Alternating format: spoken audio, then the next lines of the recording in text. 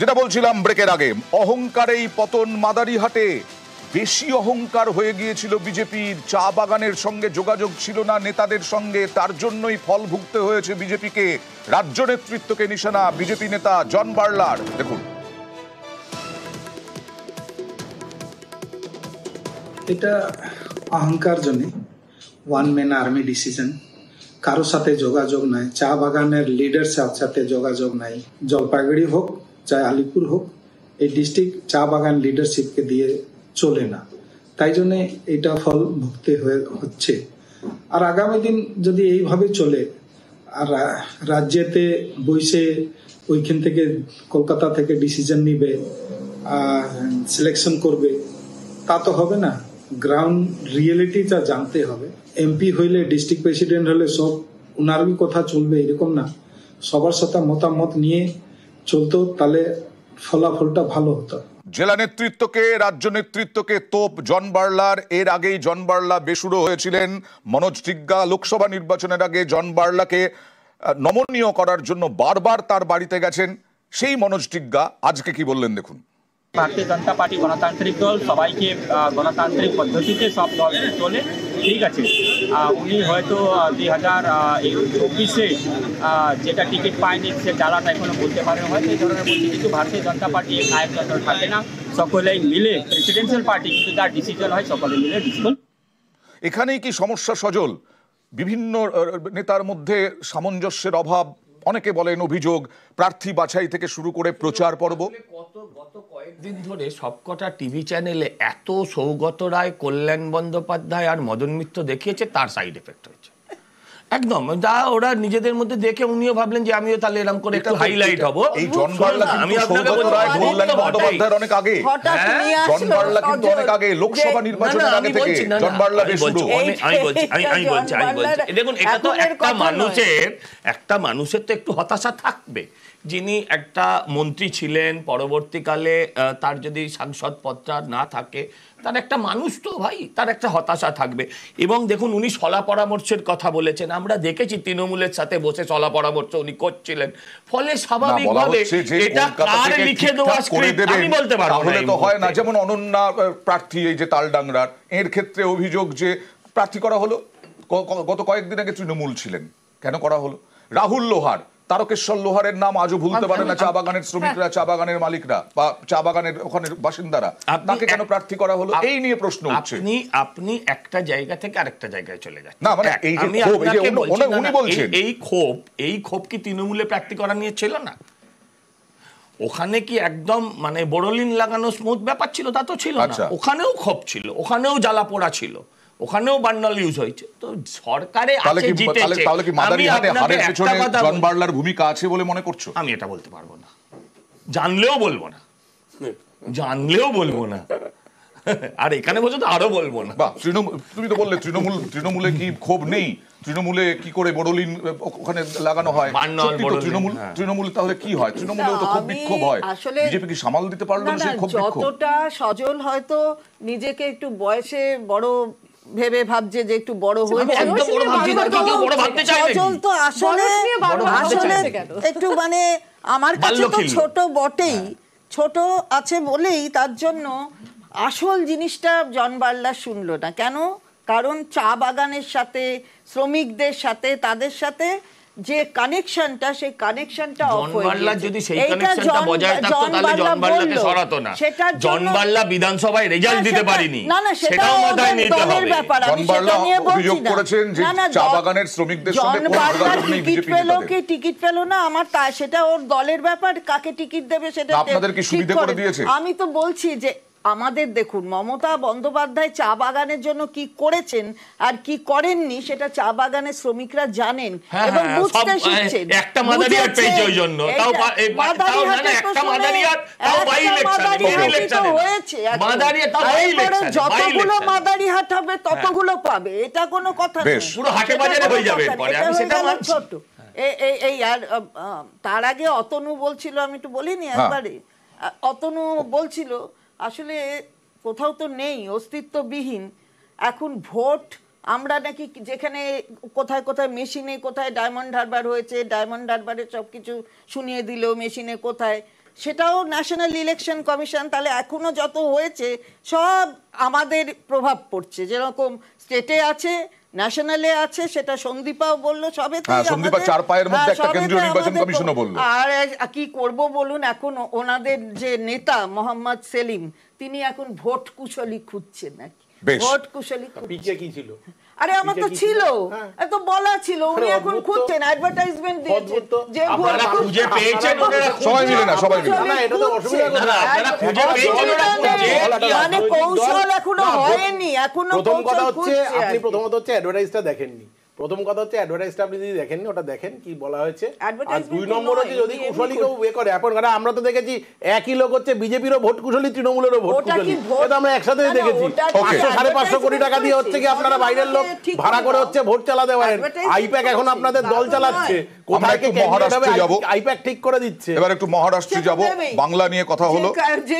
যে connection PCR যাচ্ছে। মহারাষ্ট্রে যাব, অতনু রেডি, অতনুর কাছে যাব সরাসরি নিউজ রুম থেকে। অতনুর কাছ থেকে দেখাতে বলবো, দেখতে চাইবো যে এই যে এনডিএ এই রকম ভাবে বিপুল ভাবে ক্ষমতায় এলো, বিদর্ভ, মারাঠাওয়াড়া, অতনু, এই সমস্ত নিয়ে বিজেপির আশঙ্কা ছিল, কারণ কৃষক মিছিল বারবার আমরা দেখেছি বের হতে, বিভিন্ন ক্ষোভ বিক্ষোভে ন্যূনতম সহায়ক মূল্য সেটা অনেক কম, যদিও নরেন্দ্র মোদী আশ্বাস দিয়েছিলেন যে বাড়ানো হবে, কিন্তু এই জায়গাটা কি করে গেরুয়া হয়ে গেল, কতটা গেরুয়া হলো? খুব ভাইটাল জায়গা একটা। বিদর্ভ মারাঠাওয়াড়ার কথা তো আমি বলবোই, তবে তার আগে একবার চট করে দেখিয়ে নিই আমাদের কাছে যা রিপোর্ট, সেই রিপোর্ট বলছে ম্যাজিক ফিগার 145 অনেক আগে পার হয়ে গিয়ে 215 এখন এনডিএ দাঁড়িয়ে রয়েছে। এই বিরাট পরিমাণ ভোট এলো কোথা থেকে? মারাঠা বলতে গেলে বা মহারাষ্ট্র বলতে গেলে প্রথমে বলতে হবে যে মারাঠা অস্মিতার কথা, যে মারাঠা অস্মিতায় ভর করে বালা সাহেব ঠাকরে এসেছিলেন। তো আমরা কয়েকটা ফিল্টার করেছি, কয়েকটা জায়গা আমরা বেছে নিয়েছি, যে ফিল্টার করতে গিয়ে যেটা বলা হচ্ছে মারাঠা ডমিনেন্ট ভোটার সবচেয়ে বেশি, সেই মারাঠা ডমিনেন্ট ভোটার যাদের উপর ভরসা ছিল যে তারা হয়তো বিজেপি হাত ছেড়ে তারা কংগ্রেসের সঙ্গেই থাকার কথা ভাববে, সেই মারাঠা ডমিনেন্ট জায়গাগুলো, সেই জায়গাগুলো কতজন আছে না 89টা সিট রয়েছে 288টার মধ্যে থেকে, যেখানে 71টা সিটি এনডিএর হাতে, 15টা মাত্র আইএনডিআই এর হাতে। অর্থাৎ মারাঠা ভূম বলে যে জায়গাটাকে ফোকাস করা হয়, সেই মারাঠিরা তারা কিন্তু ভরসা রাখছেন বিজেপির উপর।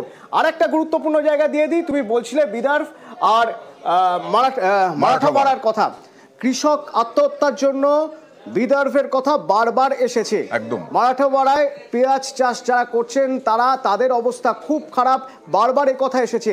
কেন্দ্রের দিকে আঙুল তুলেছেন সবাই, কেন্দ্রে বিজেপি সরকার, তাহলে বিজেপির ভোট পাওয়ার কথা না, বিজেপির কম ভোট পাওয়ার কথা? হিসেব কিন্তু তা বলছে না, হিসেব বলছে 58টা সিট রয়েছে যেখানে কৃষকরা মূলত ভোট দেন, সেই 58টার মধ্যে থেকে এনডিএ 38টাই নিজেদের পকেটে তুলে নিয়েছে। মহিলা ভোটার যদি ফ্যাক্টর হয়ে থাকে, মহিলা ভোটার কিভাবে ফ্যাক্টর হচ্ছে? এখানে যে লাডলি বহন যোজনার কথা বলা হচ্ছে, মাঝি লাডলি বহন, সেই যোজনা কাজে লাগছে, কারণ মহিলা ভোটার ফ্যাক্টর যদি আমি দেখতে যাই তাহলে যেখানে মহিলা ভোটার বেশি সেই সব জায়গাতেও দেখা যাচ্ছে এনডিএ 32, আইএনডিআইএ 10, অর্থাৎ 43টার মধ্যে থেকে এনডিএ অনেক উপরে রয়েছে। সুতরাং যে যে ফ্যাক্টরগুলো সাধারণত কাজ করবে মনে হয়েছিল বিজেপির এগেনস্টে, সেই ফ্যাক্টরগুলো কোনোটাই কাজ করেনি। আর একটা উল্লেখযোগ্য ফ্যাক্টর দলিত ফ্যাক্টর, পিছিয়ে পড়া মানুষ, সেই পিছিয়ে পড়া মানুষ তারা কি গিয়েছেন, তারা কি বিজেপির বিরুদ্ধে গিয়েছেন? না, এখানেও কিন্তু দেখা যাচ্ছে যে ট্রাইবাল সিট যদি আমি দেখি, দলিত সিট প্রথমে দেখিনি, দলিত সিট যদি আমি দেখি, দলিত সিট কটা রয়েছে? 29টা, 29টার মধ্যে 20টাই এনডিএর, 29টার মধ্যে 20টাই এনডিএর। আর একটা ফ্যাক্টর, যে ফ্যাক্টরটা মহারাষ্ট্রে সবসময় বলা হয়, সবসময় একটা বড় ফ্যাক্টর হয়ে থাকে, তাহলে যেমন মারাঠাদের কথা বলা হয় তেমন বলা হয় কুনবি সম্প্রদায়, যারা নিজেদের মারাঠা বলে না, কিন্তু কুনবি সম্প্রদায়ের ভোট সবসময় ফ্যাক্টর হয়ে দাঁড়ায়। এই কুনবি সম্প্রদায় কারা? মূলত যারা কৃষিকাজ করে, যারা নিজেরা মারাঠা নয়, যারা দলিত নয়, সেই কুনবিদের ভোটও চলে গিয়েছে বিজেপির দিকে, তারাও বিজেপিকে বা এনডিএকে নিরাশ করেনি। 30টা সিট রয়েছে এরকম কুনবি সম্প্রদায়, তার মধ্যে 23টে এনডিএর কাছে, অর্থাৎ সেখানেও কংগ্রেস বা কংগ্রেসের সহযোগী যারা রয়েছেন তারা কোনোভাবেই যে বিরাট কিছু করতে পেরেছেন কোনোভাবেই বলা সম্ভব নয়। এবার আসা যাক মুসলিম ভোট ফ্যাক্টর, কিছু কিছু জায়গায় এমন কিছু সিট রয়েছে যেখানে 20% বেশি মুসলিম ভোট রয়েছে, সেখানে কি অবস্থা? হ্যাঁ, সেখানে হাড্ডাহাড্ডি লড়াই হচ্ছে একমাত্র মহারাষ্ট্রে, একমাত্র হাড্ডাহাড্ডি লড়াই হচ্ছে যেখানে 20% বেশি মুসলিম ভোট রয়েছে। 38টা এমন আসন যেখানে এখনো পর্যন্ত এনডিএ 19টায় গেইন করে রয়েছে, আইএনডিআইএ 18টায় গেইন করে রয়েছে। এর বাইরে যদি আমরা দেখতে যাই তাহলে কিন্তু সব মিলিয়ে গেরুয়া রঙেই সেজে উঠেছে মহারাষ্ট্র।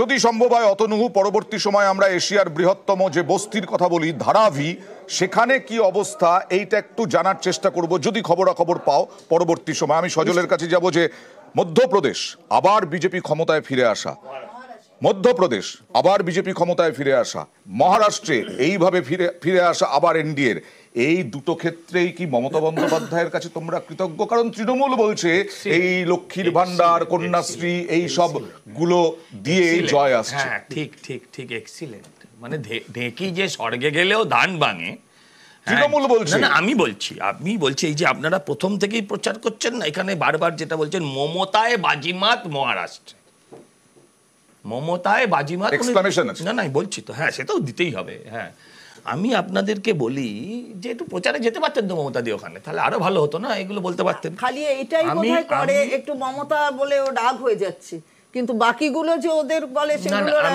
হয় না, সেখানে গিয়ে রাগ হচ্ছে। এতদিন তাহলে এটা সত্য কথাটা বলছে সেটা রাগ হয়ে যাচ্ছে। কোনটা সত্য কথা? এই যে মমতায় বাজিমাত, সেটা তো বটেই, মহিলাদের ভোটটা যে 50% এর ওপর, সেটা তো মানতে হবে। এখানে লক্ষ্মীর ভান্ডার, সোশ্যাল সেক্টর, আমি আগে বলেছি, অস্বীকার করছো, তার মানে অস্বীকার করছে এর প্রভাব পড়েনি। সোশ্যাল সেক্টরের মধ্যে ইনক্লুড করনি, আপনি যদি মানুষ এবারে ইনক্লুড করেছে মমতা বন্দ্যোপাধ্যায় সোশ্যাল সেক্টরে। আপনি যদি মনে করেন যে মানুষকে 1000 টাকা দিয়েছি বলে মানুষ ভোট দিয়েছে, ভুল বলছো, তাহলে মানুষকে যত বড় অপমান করা হচ্ছে, এর থেকে বড় অপমান আর কিছু হতে পারে। কিন্তু বিরোধী দলনেতা, বিরোধী দলনেতা এ রাজ্যের বিভিন্ন বিজেপি নেতার মুখে শোনা গেছে যে 2026-এ বিজেপি এলে পরে মহিলাদের টাকা বাড়ানো হবে। না, তাতে কি হলো? না, তাতে কি হলো? সত্যি তো, আমি আপনাকে বলছি যে আপনি একটু বলতে দিন, যদি আপনারা বলেন 1000 টাকার বিনিময়ে ভোট হয়েছে, না না, এতক্ষণ বলেছেন,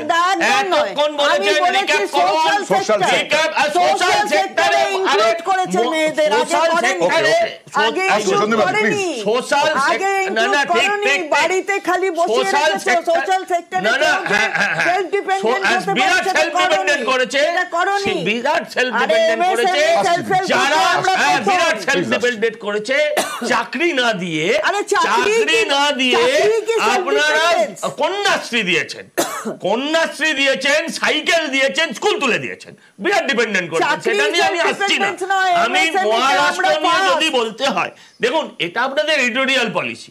কেউ দেখবে অর্ধেক বোতল জল, কেউ দেখবে অর্ধেক খালি, কেউ দেখবে অর্ধেক ভর্তি, দুটোই তো সত্যি, ঠিকই বলছি। এই প্রসঙ্গটা নিয়ে একটু দেবশিদার কাছে আসি, তারপরে আসছি। আমি তো কিছু বলতে পারলাম না, মহারাষ্ট্র নিয়ে বলতে দিন।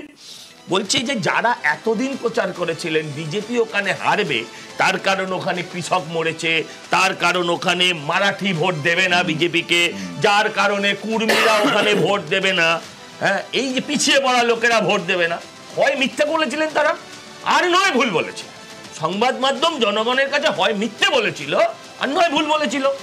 আবার দেখা যাবে এখানকার একই চ্যানেল, এখানকার ব্রাঞ্চ একরকম বলছে, মারাঠার ব্রাঞ্চ আরেকরকম বলছে, কিন্তু এনডিএ এর কাছেই গিয়েছিল। না না, আমি দেখিনি, এক একটা এখনো সরকারি এক্সিট পোল হয়, কোন এক্সিট পোলটা আপনি দেখে এসেছেন সেটা আমি বলতে পারবো না বাড়ি থেকে বেরোনোর সময়।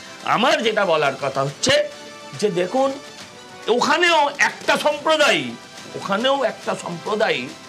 আপনি যতগুলো সম্প্রদায় দেখালেন, একটা সম্প্রদায় বিরোধিতা করেছে, যেখানে বললেন হাড্ডাহাড্ডি লড়াই হচ্ছে, বাকি সব মানুষ কিন্তু এক জায়গায় ভোট দিয়েছে, তারা বিজেপির ওপর।